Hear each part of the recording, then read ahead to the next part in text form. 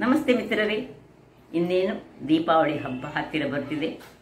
ಸಿಹಿ ತಿಂಡಿಗಳ ಜೊತೆಗೆ ಖಾರ ತಿಂಡಿಗಳು ನಮಗೆ ಬೇಕು. ಹಾಗಿರುವಾಗ ಇವತ್ತು ನಾನು ಅವಲಕ್ಕಿಯನ್ನು ಬಳಸಿ ಒಂದು ರುಚಿಕರವಾದ ಮುರ್ಕನ್ನು ಮಾಡಿದ್ದೇನೆ. ಬಹಳ ಸುಲಭ ರೀತಿಯಲ್ಲಿ ಮಾಡುವಂತಹದ್ದು, ಕ್ವಿಕ್ಕಾಗಿ ಮಾಡುವಂತಹದ್ದು. ಕೇವಲ ಒಂದು ಬಟ್ಟಲು ಅವಲಕ್ಕಿದ್ರೆ ಸಾಕು, ಒಂದು ರಾಶಿಯಷ್ಟು ಈ ಮುರುಕು ಆಗ್ತದೆ. ಹಾಗಾದರೆ ಮಕ್ಕಳಿಗಂತೂ ಇದು ಬಹಳ ಖುಷಿಯನ್ನು ಕೊಡುವಂತಹದ್ದು. ಸಂಜೆಯ ಟೀ ಕಾಫಿಗೆ ಸಹ ಇದು ಬಹಳ ಒಳ್ಳೆಯದು. ಯಾರೆಲ್ಲ ನನ್ನ ಚಾನಲನ್ನು ನೋಡ್ತಿದ್ದೀರಿ, ಯಾರೆಲ್ಲ ಇನ್ನೂ ಸಬ್ಸ್ಕ್ರೈಬ್ ಮಾಡಿಲ್ಲ, ದಯವಿಟ್ಟು ಸಬ್ಸ್ಕ್ರೈಬ್ ಮಾಡಿ, ಸಪೋರ್ಟ್ ಮಾಡಿ ಅಂತ ಹೇಳುತ್ತಾ ಬನ್ನಿ ಈ ರುಚಿಕರವಾದ ಮುರುಕು, ಅದು ಅವಲಕ್ಕಿಯಿಂದ ಮಾಡಿದ್ದು, ಹೇಗೆ ಮಾಡುವುದು ಎಂದು ನೋಡೋಣ. ನಮಸ್ತೆ ಮಿತ್ರರೇ, ಇವತ್ತು ಈ ಅವಲಕ್ಕಿ ಇದನ್ನು ಬಳಸಿ ಒಂದು ಒಳ್ಳೆ ರುಚಿಕರವಾದ ಮುರುಕು ಮಾಡೋಣ. ಹೇಗೂ ಈ ದೀಪಾವಳಿ ಹತ್ತಿರ ಬಂತು. ಈಗ 1 ಬೌಲು ಅವಲಕ್ಕಿ ಆದರೆ 1 ಬೌಲು ಪುಟಾಣಿ, 2 ಬೌಲು ಅಕ್ಕಿ ಹುಡಿ, 1 ಚಮಚ ಕಪ್ಪು ಎಳ್ಳು, ಬಿಳಿಯಲ್ಲಿ ಸಹ ತೆಗೆದುಕೊಳ್ಬೋದು, 1 ಚಮಚ ಜೀರಿಗೆ. ಇಲ್ಲೀಗ ಬಿಸಿ ನೀರನ್ನು ಇಟ್ಟುಕೊಂಡಿದ್ದು, ತುಂಬ ಬಿಸಿ ಬೇಡ, ಹದಾ ಬಿಸಿ ನೀರು ನಮಗೆ ಬೇಕು. ಕರೀಲಿಕ್ಕೆ ಎಣ್ಣೆ, ಸ್ವಲ್ಪ ಹಳದಿ, ಮತ್ತು ಈ 2 ಚಮಚ ಎಣ್ಣೆಯನ್ನು ಸ್ವಲ್ಪ ಬಿಸಿ ಆಗಲಿಕ್ಕೆ ಇಟ್ಟಿದ್ದೇನೆ. ಈಗ ಇದನ್ನು ಆಫ್ ಮಾಡ್ಕೊಳ್ತೇನೆ. ಇದು ಸ್ವಲ್ಪ ಬಿಸಿ ಆಯಿತು. ಈಗ ಇದರಲ್ಲಿಯೇ ನಾವು ಒಂದು ಪ್ಯಾನನ್ನು ಇಟ್ಕೊಳ್ಳೋಣ. ಪ್ಯಾನನ್ನು ಇಟ್ಕೊಂಡು ನಾವು ಇದು ಬಿಸಿ ಆಗುವವರೆಗೆ ಕಾಯೋಣ. ವೀಕ್ಷಕರೇ ನೋಡಿ, ಪ್ಯಾನ್ ಬಿಸಿ ಆಯಿತು. ಈಗ ಈ ಅವಲಕ್ಕಿಯನ್ನು ನಾವು ಚೆನ್ನಾಗಿ ಹುರಿಯೋಣ. ಅವಲಕ್ಕಿಯನ್ನು ಸ್ವಲ್ಪ ಜರಡಿ ಹಿಡಿದುಕೊಂಡು ಸುರಿಗೆ ಇಟ್ಟರೆ ಒಳ್ಳೆಯದು. ಇಲ್ಲದೆ ಸ್ವಲ್ಪ ಇಲ್ಲದೆ ಸ್ವಲ್ಪ ಪೌಡರ್ ಬರ್ತದೆ. ನಾವೀಗ ಫ್ರೈ ಮಾಡುವಾಗ ಸ್ವಲ್ಪ ಒಳ್ಳೆ ಫ್ರೈ ಮಾಡ್ಕೊಳ್ಳೋಣ. ಇದು ನೋಡಿ, ಸ್ವಲ್ಪ ಫ್ರೈ ಆಗುವಾಗ ಇಲ್ಲಿ ನಾನು ಈ ಪುಟಾಣಿ ಅನಿಸಿದ್ರೊಟ್ಟಿಗೆ ಫ್ರೈ ಮಾಡ್ತಿದ್ದೇನೆ. ಒಟ್ಟಿಗೆ 2 ಇದರ ಪ್ರಮಾಣ ಏನು ಹೇಳಿದರೆ 1:1. ಪುಟಾಣಿ ಎಷ್ಟು ತೆಗೆದುಕೊಳ್ತೀರಿ ಅಷ್ಟೇ ನಾವು ಈ ಅವಲಕ್ಕಿಯನ್ನು ತೆಗೆದುಕೊಳ್ಳೋದು. ಸೊ ಇದನ್ನು ಸ್ವಲ್ಪ ಒಳ್ಳೆ ಫ್ರೈ ಆಗಲಿ. ಇದು ಸಹ ಅದರ ಒಟ್ಟಿಗೆ. ವೀಕ್ಷಕರೇ ನೋಡಿ, ಒಳ್ಳೆ ಇದು ಆಲ್ರೆಡಿ ಫ್ರೈ ಆದಂಥದ್ದು. ಪುಟಾಣಿ ಹೇಳಿದರೆ ಅದು ಫ್ರೈಡ್ ಇದೆ ಕಡಲೆ, ಅದರಿಂದಾಗಿ ಇದು ಹೆಚ್ಚು ಫ್ರೈ ಆಗಲಿಕ್ಕೆ ಇಲ್ಲ. ಸ್ವಲ್ಪ ಫಸ್ಟಿಗೆ ಅವಲಕ್ಕಿಯನ್ನು ಫ್ರೈ ಮಾಡಿದರೆ ಆಯಿತು. ಈಗ ಇದನ್ನು ಆಫ್ ಮಾಡಿಕೊಂಡು ನಾವು ಇದನ್ನು ಸ್ವಲ್ಪ ತಣ್ಣಗಾಗಲಿಕ್ಕೆ ಬಿಡೋಣ. ಇಲ್ಲಿ ನೋಡಿ, ಇದನ್ನು ಸ್ವಲ್ಪ ಬೇರೆ ಪಾತ್ರೆಗೆ ಹಾಕಿ ತಣ್ಣಗೆ ಮಾಡಿಕೊಂಡೆ ನಾನು ಇದನ್ನು. ಈಗ ಇದನ್ನೊಂದು ಮಿಕ್ಸಿ ಜಾರಿಗೆ ಹಾಕೊಂಡು ಪೌಡರ್ ಮಾಡ್ಕೊಳ್ತಾ ಇರೋಣ. ವೀಕ್ಷಕರೇ ನೋಡಿ, ಒಳ್ಳೆ ಫೈನಾಗಿ ಪೌಡರ್ ಆಗಬೇಕು ನಮಗೆ. ಈಗ ಇದನ್ನೆಲ್ಲಿ ಇಟ್ಟು ಪಕ್ಕಕ್ಕಿಟ್ಟು ಒಂದು ಪಾತ್ರೆ ಇಟ್ಕೊಳ್ಳೋಣ. ಈ ಪಾತ್ರೆಯಲ್ಲಿ ನಾವು ಸ್ವಲ್ಪ ಉಪ್ಪು, ರುಚಿಗೆ ತಕ್ಕಷ್ಟು ಉಪ್ಪನ್ನು ಹಾಕ್ಕೊಳ್ತಿದ್ದೇನೆ ನಾನು. ಇನ್ನು ಈ ಪೌಡರ್ ಮಾಡಿದ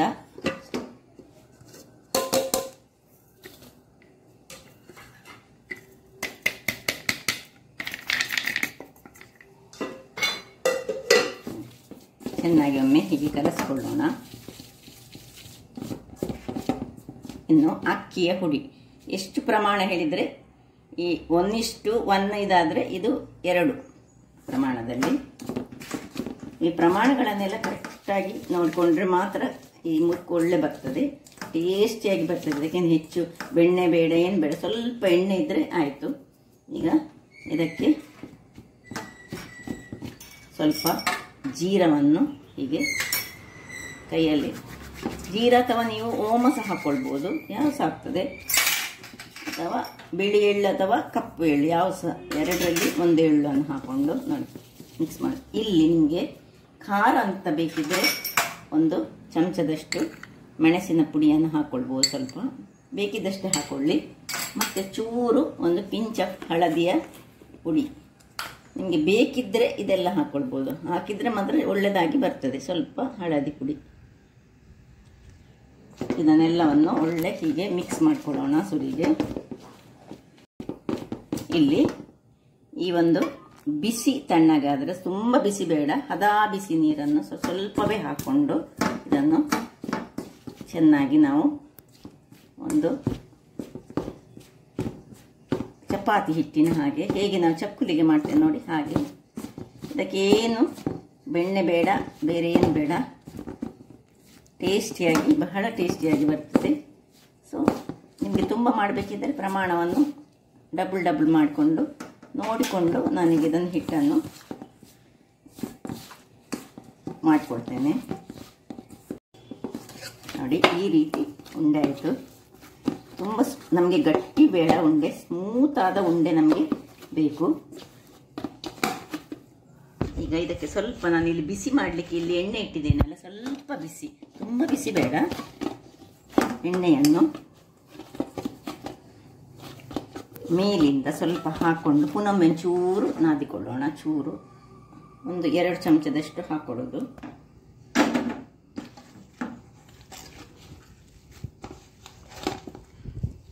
ಕೊನೆಯದಾಗಿ ಅದು ತುಂಬ ಒಳ್ಳೆ ಸ್ಮೂತಾಗಿ ಬರ್ತದೆ. ಮತ್ತು 2 ಚಮಚದಷ್ಟು ಸಾಕು, ಸಣ್ಣ ಚಮಚದಲ್ಲಿ. ಇನ್ನು ಇದನ್ನು ಚೆನ್ನಾಗಿ ನೋಡಿ ಹೇಗೆ ಬಂತು ನೋಡಿ, ಈ ರೀತಿಯಾಗಿ ಬರಬೇಕು. ಇಲ್ಲಿದನ್ನು ನಾದಿಕೊಳ್ಳೋದು ಬಹಳ ಮುಖ್ಯ. ಸ್ಮೂತಾದ ನೋಡಿ ನೋಡಿ ಹೀಗೆ ಸ್ಮೂತಾಗಿ ಬರಬೇಕು. ಇದನ್ನೀಗ ಒಂದು 10 ನಿಮಿಷಗಳ ಕಾಲ ಮುಚ್ಚಿಟ್ಕೊಳ್ಳೋಣ. 10 ನಿಮಿಷದ ಬಳಿಕ ಹಿಟ್ಟು ಸ್ವಲ್ಪ ನೆಂದಿದೆ. ಇಲ್ಲಿ ನೋಡಿ ಇದೇ ಪಾತ್ರೆಯಲ್ಲಿ ನಾನೀಗ ತೆಂಗಿನ ಎಣ್ಣೆ ನಾನು ಬಳಸ್ತಿದ್ದೇನೆ. ನೀವು ಯಾವ ಎಣ್ಣೆ ಸಹ ಬಳಸ್ಕೊಳ್ಬೋದು. ಎಷ್ಟು ಬೇಕಷ್ಟು ಎಣ್ಣೆಯನ್ನು ಹಾಕೊಳ್ಳೋಣ. ಸ್ವಲ್ಪ ಎಣ್ಣೆ ಬಿಸಿ ಆಗಬೇಕೀಗ.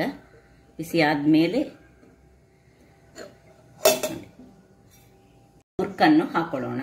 ಈಗ ಮುರ್ಕ್ ಮಾಡಲಿಕ್ಕೆ ನೋಡಿ ಇಂಥದ್ದು ನಾನು ತೆಗೆದುಕೊಂಡಿದ್ದೇನೆ ನೋಡಿ, ಚಕ್ಕುಲಿ ಒತ್ತುವಂಥದ್ದನ್ನು. ಮತ್ತು ಇಲ್ಲಿ ಇದನ್ನೀಗ ಓಪನ್ ಮಾಡ್ಕೊಳ್ಳೋಣ. ನೋಡಿ ಇದನ್ನು ಹೀಗೆ ಇಟ್ಟು ಇದರ ಒಳಗೆ ಸ್ವಲ್ಪ ಎಣ್ಣೆಯನ್ನು ಗ್ರೀಸ್ ಮಾಡಿಕೊಳ್ಬೇಕು. ಇದೆಲ್ಲ ಹೊಸತು ಮಾಡುವವರಿಗೆ ನಾವು ಹೇಳೋದು, ಗೊತ್ತಿದ್ದವರಿಗೆ ಇದೆಲ್ಲ ಅಗತ್ಯ ಇಲ್ಲ, ಎಲ್ಲರಿಗೆ ಸಹ ಗೊತ್ತುಂಟು ನೋಡಿ. ಇದನ್ನು ಚೆನ್ನಾಗಿ ಹೀಗೆ ಹೀಗೆ ಆಗಬೇಕು. ಇದರ ಒಳಗೆ ಸ್ವಲ್ಪ ಎಣ್ಣೆ ಸ್ವಲ್ಪ ಗ್ರೀಸ್ ಮಾಡಿಕೊಳ್ಳೋಣ.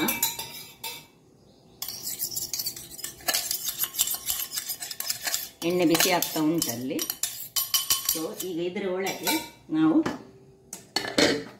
ಈ ಒಂದು ಹಿಟ್ಟನ್ನು ಸಿಲಿಂಡರ್ ಶೇಪಲ್ಲಿ ಈಗ 2 ಭಾಗ ಮಾಡ್ತೇನೆ ನಾನು. ಇದನ್ನು ಇನ್ನು ಸ್ವಲ್ಪ ಹೀಗೆ ನಾದಿಕೊಳ್ಳೋಣ. ನಾದಿಕೊಂಡು ಸಿಲಿಂಡರ್ ಶೇಪಲ್ಲಿ ಮಾಡಿಕೊಂಡು, ಇದು ತುಂಬ ಅತ್ಯಂತ ಸುಲಭವಾಗಿ ಮಾಡುವಂಥದ್ದು ನೋಡಿ. ಇದರ ಒಳಗೆ ಇದನ್ನು ಹಾಕೊಳ್ಳೋಣ. ಫುಲ್ಲು ಸಹ ಹಾಕೊಂಡು ಮಾಡ್ಬೋದು ಬೇಕಿದ್ದರೆ ನೋಡಿ. ಈಗ ನಾನು ಇದರಲ್ಲಿ ಇನ್ನು ಸ್ವಲ್ಪ ಉಂಟು, ಇದನ್ನು ಸಹ ಬೇಕಿದ್ದರೆ ನೋಡಿ ಹೀಗೆ ರೌಂಡ್ ಮಾಡ್ಕೊಳ್ಬೇಕು ಸುರಿಗೆ. ಮತ್ತು ಸಿಲಿಂಡರ್ ಶೇಪಿಗೆ ಹಾಕ್ಕೊಂಡು ಇದರಲ್ಲಿ ಪೂರ್ತಿ ನಾವು ಹಾಕ್ಕೊಂಡು ಅದನ್ನು ಮುಚ್ಚಿಕೊಳ್ಳೋಣ. ಹೆಚ್ಚಾದರೆ ಸಹ ಇದು ಮುಚ್ಚಲಿಕ್ಕೆ ಆಗೋದಿಲ್ಲ. ಸೊ ನಾನು ಅದಕ್ಕೆ ಸುರಿಗೆ ಎಷ್ಟು ಹಾಕಿದ್ದೇನೆ ಅಷ್ಟೇ ಹಾಕ್ಕೊಂಡ್ರೆ ಸಾಕು. ನೀವು ಸ್ವಲ್ಪ ತೆಗೆದುಕೊಳ್ತಿದ್ದೇನೆ.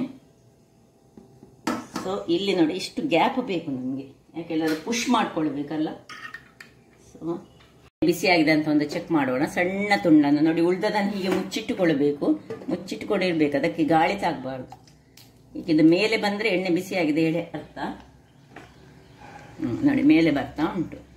ಸೊ ಇದನ್ನೀಗ ತೆಗೆದುಕೊಳ್ಳೋದು ಬೇಕಾದ್ರೆ ಅದರಲ್ಲಿ ಇರ್ಬೋದು. ಅದು ಇದು ಮೇಲೆ ಬಂದು ನೋಡಿ, ಮೇಲೆ ಬರಲಿಕ್ಕೆ ಶುರು ಆಗುವಾಗ ನಾವು ಇನ್ನು ಮುತ್ತನ್ನು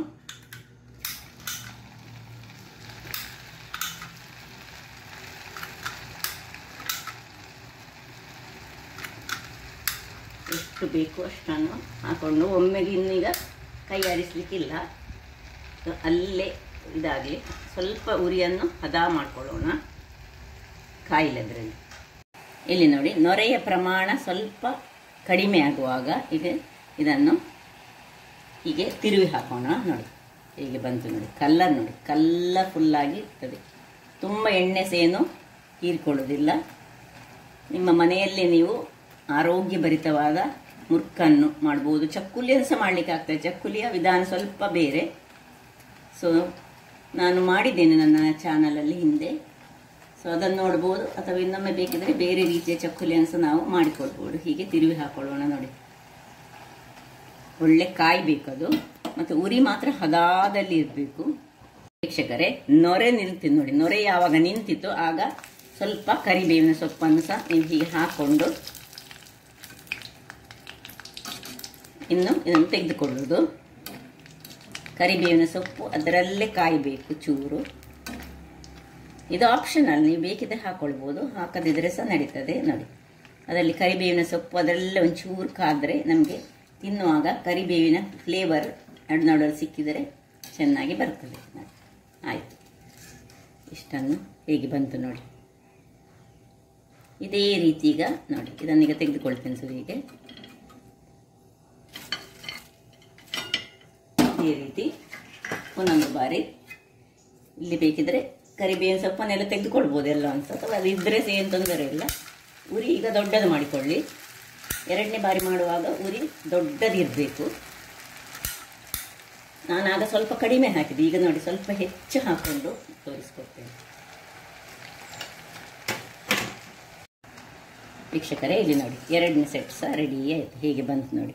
ಇದರದ್ದು ಇಲ್ಲಿ ಯಾವಾಗ ನೊರೆ ನಿಲ್ತದೆ ನೋಡಿ, ಅದು ಆಯ್ತು ಹೇಳಿ ಫ್ಲಿಪ್ ಮಾಡಿಕೊಂಡೆ. ಆಗ ನಾನು ಇದನ್ನು ಅಂದರೆ ತಿರುವಿ ಹಾಕಿಕೊಂಡಿದ್ದೇನೆ ನೋಡಿ. ಆಯಿತು, ಇದಾಯಿತು. ಇದೇ ರೀತಿ ಎಲ್ಲವನ್ನು ಮಾಡಿ ನಿಮಗೆ ನಾನು ತೋರಿಸ್ಕೊಡ್ತೇನೆ. ಈಗ ಬಿಸಿ, ಈಗ ಉರಿ ದೊಡ್ಡದು, ಅದೇ ರೀತಿ ಮಾಡೋದು. ಹಾಗಾದರೆ ನೋಡಿದ್ರಲ್ಲ ವೀಕ್ಷಕರೇ, ಒಂದು ಬಟ್ಟಲು ಅವಲಕ್ಕಿಯಿಂದ ನೋಡಿ ಎಷ್ಟು ಮುರ್ಕನ್ನು ಮಾಡ್ಬೋದೆಂದು. ಹಾಗಾದರೆ ನನ್ನ ಈ ಕುಕಿಂಗ್ ಚಾನಲ್ ನಿಮಗೆ ಇಷ್ಟ ಆದರೆ ಬೋಳೂರು ಸುವರ್ಣ ಚಾನಲನ್ನು ಲೈಕ್ ಮಾಡಿ, ಶೇರ್ ಮಾಡಿ, ಹಾಗೂ ಸಬ್ಸ್ಕ್ರೈಬ್ ಮಾಡಿ, ಹಾಗೂ ನನ್ನ ಇನ್ಸ್ಟಾಗ್ರಾಮ್ ಪೇಜನ್ನು ಫಾಲೋ ಮಾಡಿ. ಧನ್ಯವಾದಗಳು.